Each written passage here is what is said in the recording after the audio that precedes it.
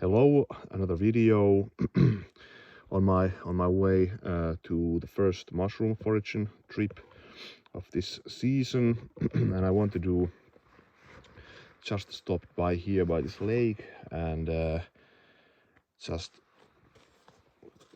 we'll do more in-depth review when I find a nice place. But I want to do a review of this. I'll actually put the camera here. Yeah, just wanted to do a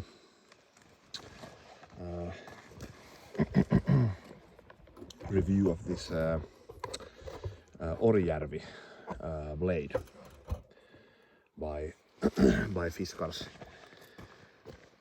company. It's very nice. I will do more in depth when I found a nice place. This is going to be a use knife, one of the rare kind of let's say antique knives or old knives that I'm actually going to use. So I like very much the profile. So very nice the blade profile. I like high. I like this kind of high Scandi, upswept, very slicey. The profile. I will show here. I have the Mora Classic. This is always with me on my rucksack as a backup knife. So just to compare, this is more traditional low Scandi. It's a high Scandi grind. The Mora is tad bit thicker, a bit longer blade.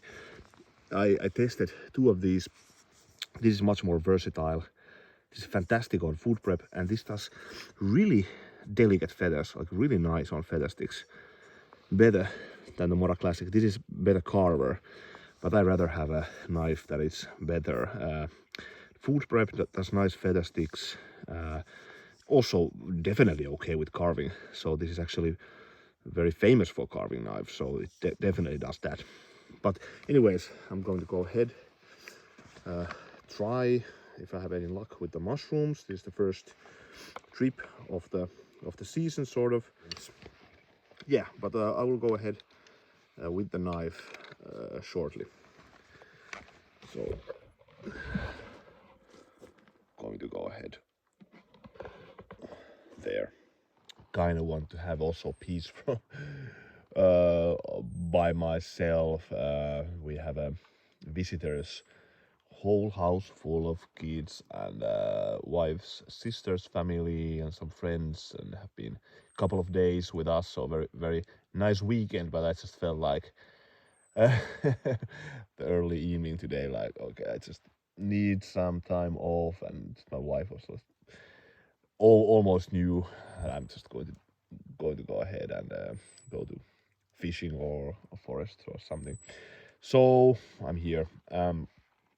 Yeah, I've been like a couple of hours here now. This is like actually the first mushroom trip of the season today for me.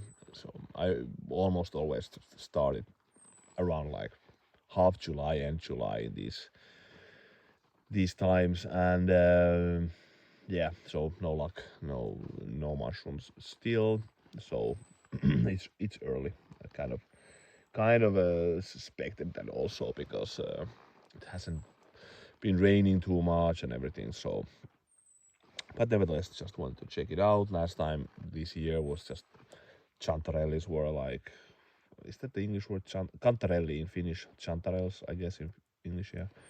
Yeah, the season was just amazing last year. So I even sold to few local restaurants the mushrooms here. Like I collected chantarellis, and then there's this it's in Finnish called suppilovahvero.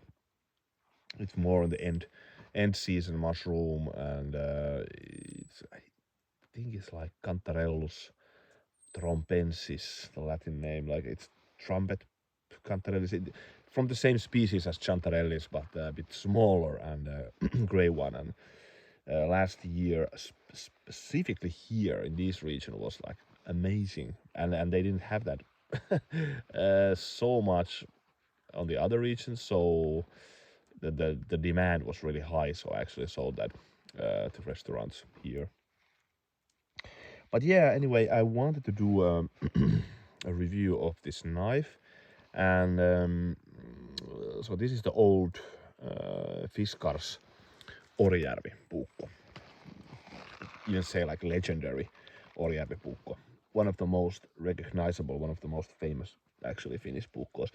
Not around the world, so because this is an old model, but in Finland for sure, and it it was at one point, or maybe in the history. I have to check this, but I read somewhere that it's even could be the most sold Finnish knife in the Finnish history. This knife, and I wouldn't be surprised actually. It probably actually is true now to think of it, because they started making this already 20s. So Fiskars company, you can say, you can read it here, Fiskars. So they started to make this 20s, and mass product Puukko. So this was the first mass product Finnish Puukko, and it was immediately a smash hit. So very inexpensive and traditional Puukko style, but just mass product knife. And Fiskars company actually read that they were proud of saying that although it was mass product, they always checked it by hand, and the finishing was always done by hand. So the quality control apparently was good, and the design is actually from an old model. This I read somewhere.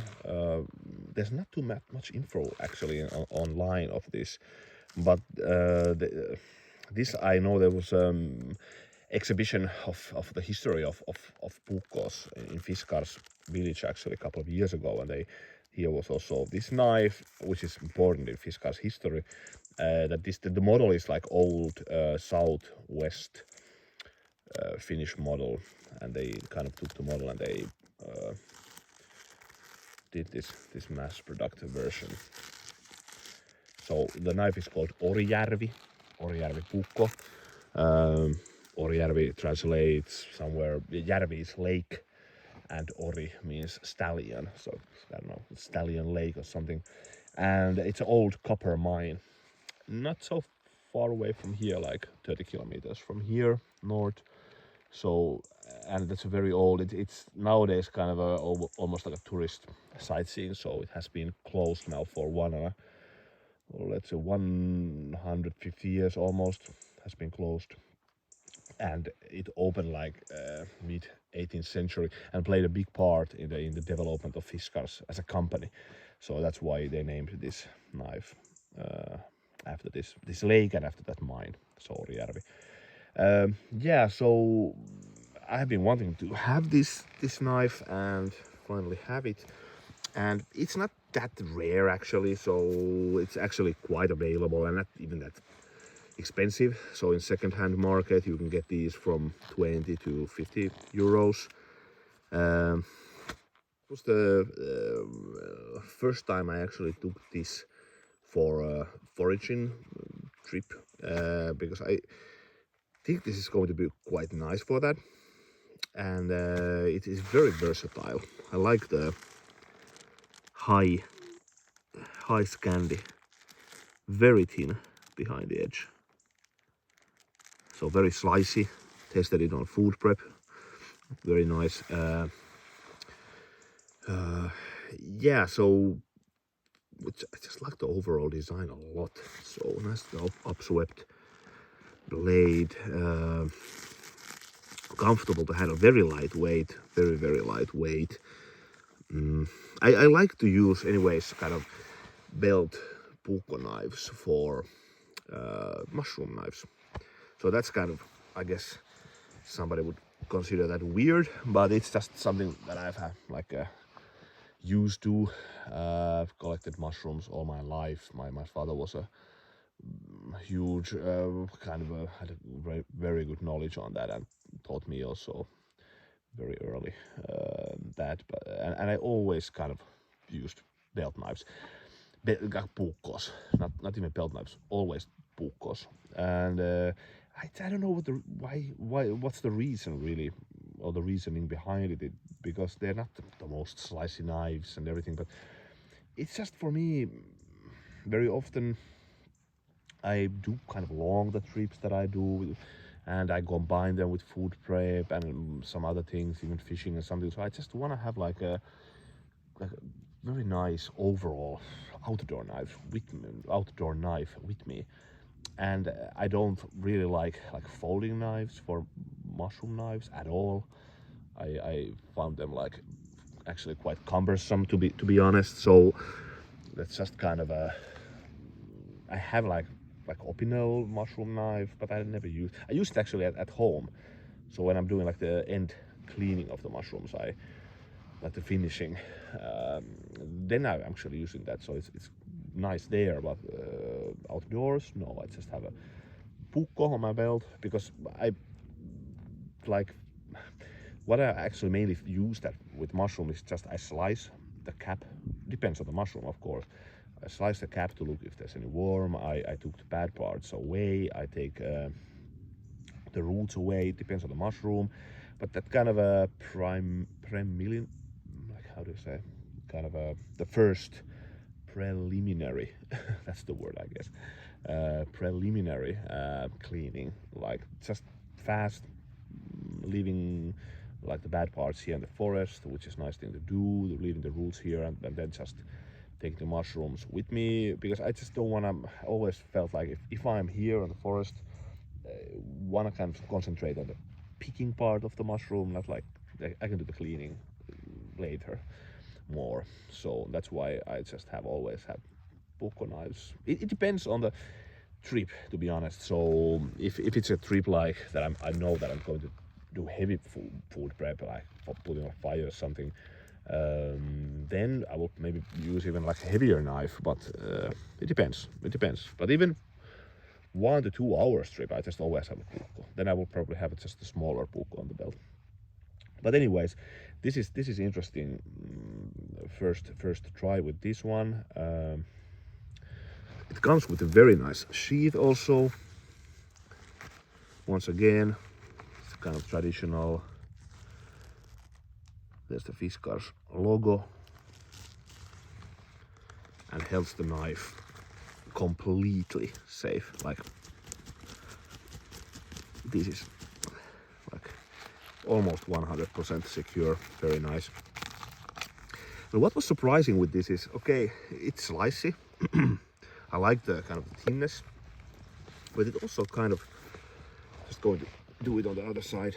It's actually quite nice also on woodwork. Well, it's also famous for woodwork actually. So they were almost at one point in every Finnish school in the woodwork apartment had this. Even I remember them as a schoolboy. So it's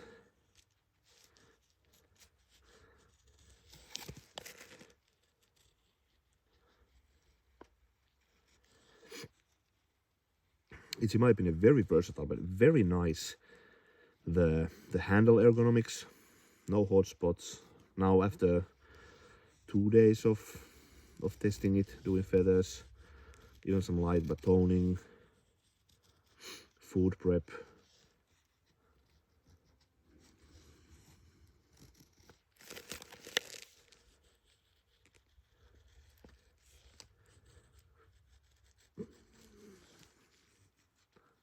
So this is a knife that I'm actually just going to use.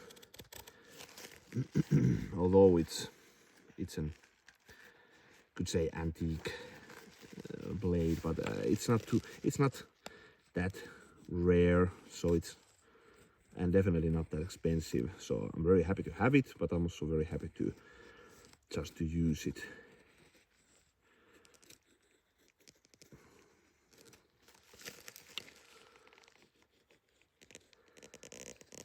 Just like the overall, like it's very versatile blade. It's not, of course, any like survival.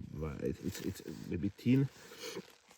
Wouldn't do like really hard batoning with this, but nevertheless, so very nice. So there you have it. I'm continuing here with the evening. Very happy to have a bit of a